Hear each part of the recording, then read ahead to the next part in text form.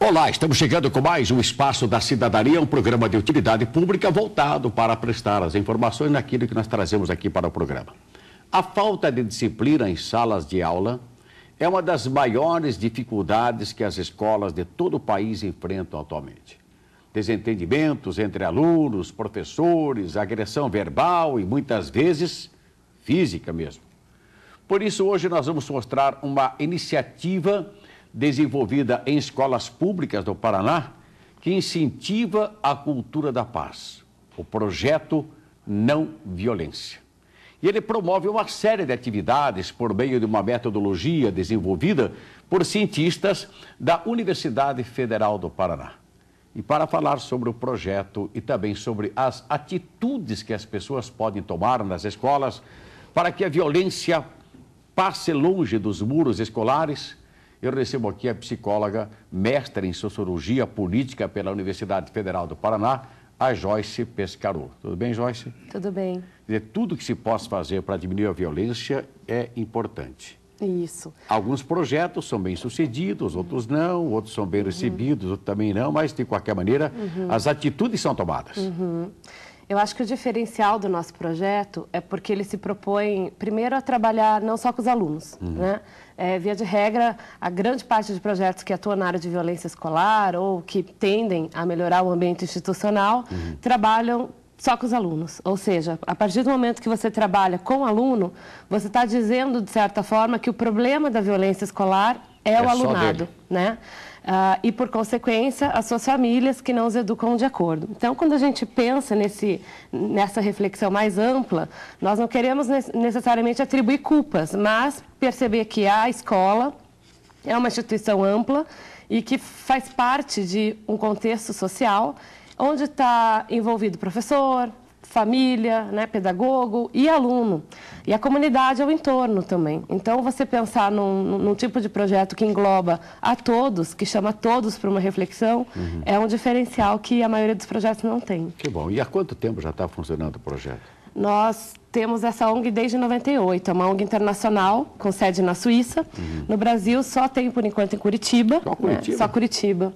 E a gente está funcionando começou, desde 98. Desde 98. Desde 98 também. Isso. Poxa, então já tem um bom trabalho prestado aí, já contribuiu bastante para essa não violência. Isso, passamos por várias escolas, desde escolas municipais, estaduais, inclusive escolas particulares também, né? Tivemos algumas experiências em outros estados de poder ir fazer algum tipo de trabalho em outros estados e estamos sempre, né, participando de congresso, de outros, né, contextos, além de Curitiba e região metropolitana, que dá uma visão mais ampla do trabalho. Que bom. Este é o assunto que eu quero que você preste atenção em casa, para que a gente possa daqui a pouco explorar um pouquinho mais a Joyce, para que ela dê mais informações de como proceder, de como você pode também contribuir para isso, né?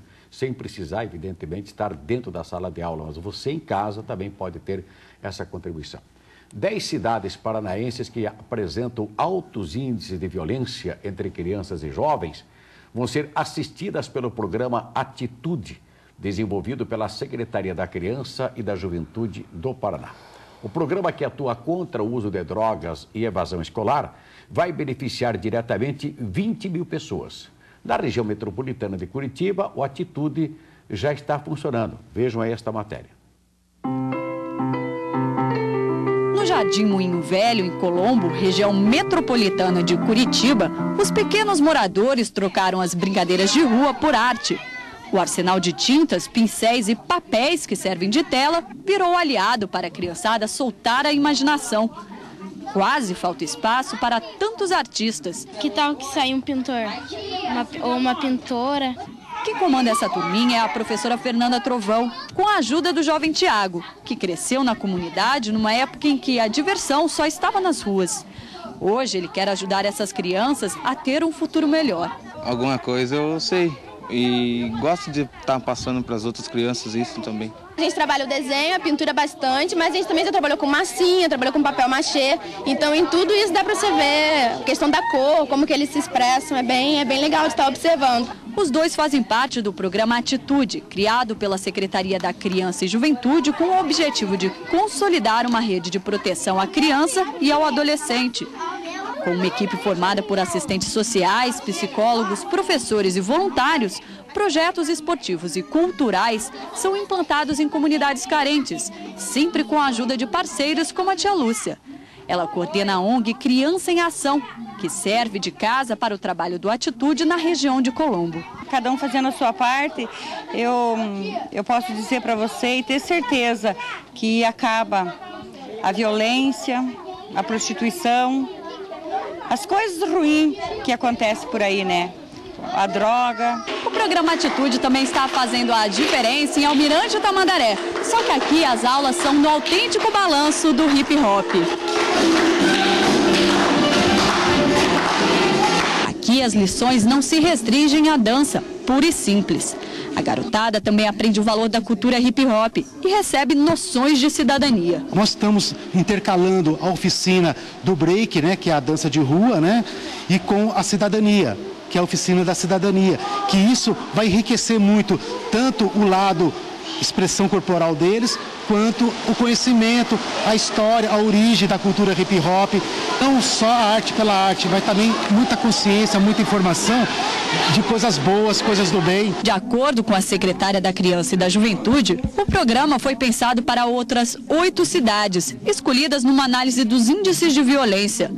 Ao todo, 20 mil crianças e jovens paranaenses devem ser beneficiados com as ações. O Atitude tem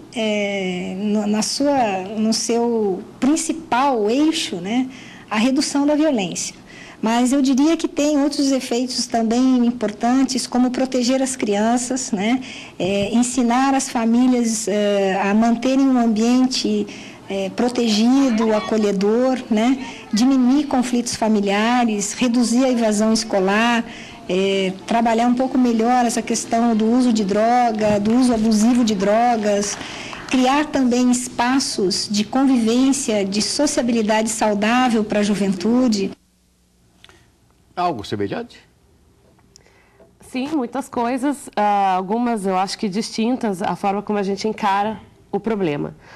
Principalmente, por exemplo, a questão de indisciplina na escola. Eu acho que a disciplina é, às vezes, colocada como uma grande vilã, mas acho que não necessariamente, né? Ela também é uma manifestação saudável de atitude, de autonomia. Num nível muito elevado, ela acaba contribuindo para o mal-estar geral e até, às vezes, desembocando em violência. Então, a primeira distinção que a gente faz é a diferença entre indisciplina e violência. São coisas distintas e devem ser tratadas de uma forma distinta. E acho que uma outra ideia que a gente traz, que também é diferente da imensa maioria dos projetos, é a noção de redução de conflito. Na nossa opinião, não se deve pensar dessa forma. Conflito não é algo a ser reduzido, é algo a ser aprendido a trabalhar com ele. Então, a gente não pensa que uma escola ou uma comunidade ideal, uma família ideal, é um lugar onde não exista conflitos. Não, esses conflitos existem e é importante a gente pensar historicamente, inclusive, que no momento onde não houve conflito, foi um momento de muita opressão. Então, quando não existe conflito, alguma coisa está errada.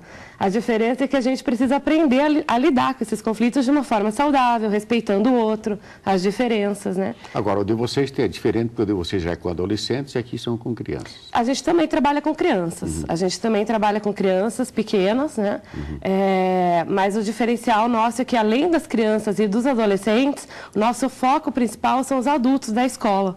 Porque a gente entende que os adultos, eles são os principais responsáveis por mudar a realidade daquele lugar. Eles têm mais potencial de mudança nesse momento do que a criança.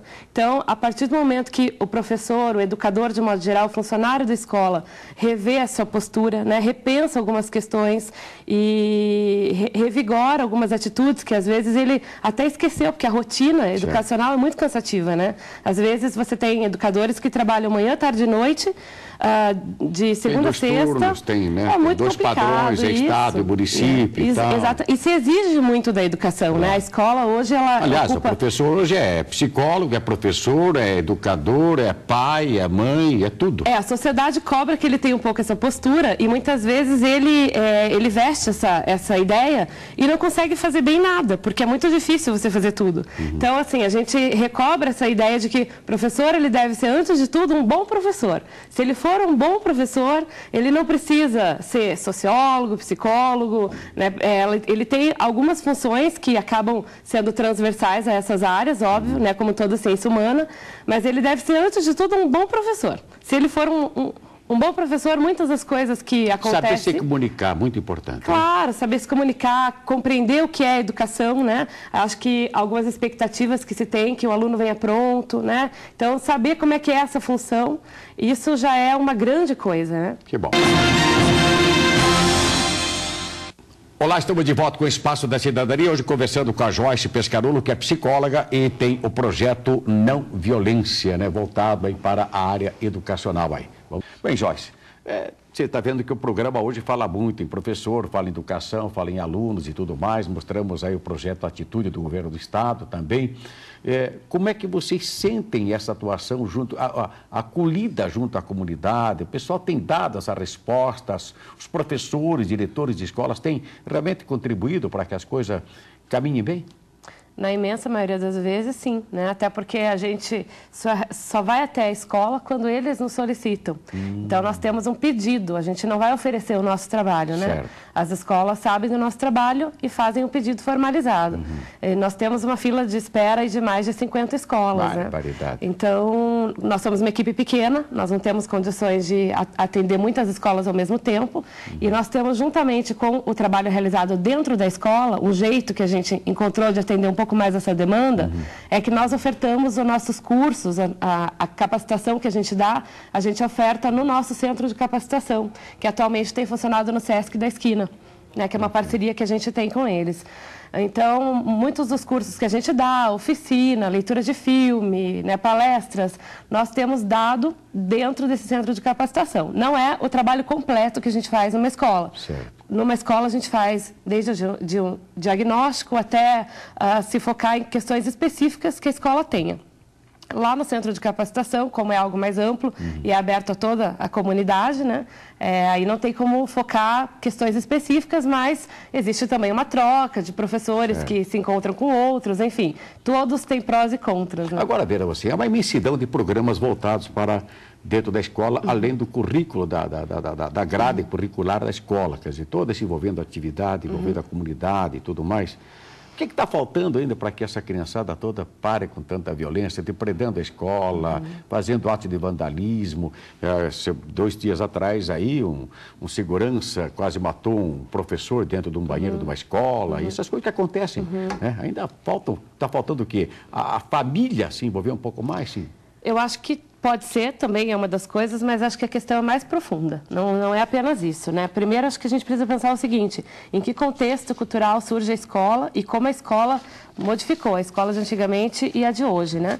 Então, a escola surge para atender uma elite, né? E hoje ela não atende mais apenas uma elite. Isso faz com que a gente precise readequar as nossas... a forma como a gente ensina e a forma como a gente pensa. A escola hoje é para todo mundo, ela é universal, né? Tem uma filósofa alemã, Hannah Arendt, ela diz o seguinte, que uma das questões relacionadas à violência escolar hoje é a ideia de que os adultos não estão tendo mais autoridade. O mundo adulto está perdendo autoridade. E quando eu digo mundo adulto, eu falo dos pais e dos adultos da escola, né? E além disso, acho que a escola também não tem sido tão capaz de atribuir um sentido àquilo que ela ensina. Novamente, tem essa questão, então, de se pensar, o que a escola deve ensinar? É conteúdo? Ou é, né, valores humanos, por exemplo, né? E essa é uma questão tão antiga e ao mesmo tempo atual, porque ainda se discute essa questão. Então, por mais que a gente tenha uma espécie de currículo, né, a gente tem uma série de outras coisas que precisam acontecer no ramo dentro da escola para dar um pouco conta dessa defasagem, né? Que muitas vezes o professor não está capacitado, ele não foi formado para isso. Então, esse é um déficit que a gente precisa rever e precisamos nos posicionar. Para que a escola serve? Ela serve só para passar um conhecimento? E esse conhecimento é de que jeito? É vazio ou ele precisa ser construído a partir de um sentido? Aí sim entra a ideia de valores, né? É bom, é um assunto interessante e a gente vai focalizar com mais tempo também, em outras ocasiões também. Eu quero então aproveitar para parabenizá-la pelo projeto, a atual ONG também. E dizer que é importante, cada um dando a sua participação, né, voluntariamente, para que melhore-se a condição de vida das pessoas e que nós tenhamos um melhor entendimento entre as pessoas, entre pais e filhos, e alunos e professores e tudo mais, né? Obrigado, Jorge. Nós temos, só para divulgar, para quem tiver interesse, nós temos o nosso site, que é www... Está aí na telinha. Isso, projetonoviolencia.org.br. O telefone também, né? O telefone 3254 Isso, 1643. 1643. E lá nós temos toda a programação que ocorre e textos para quem quiser conhecer um pouco mais sobre o projeto. Obrigado, Jorge. Tá bom? Obrigada.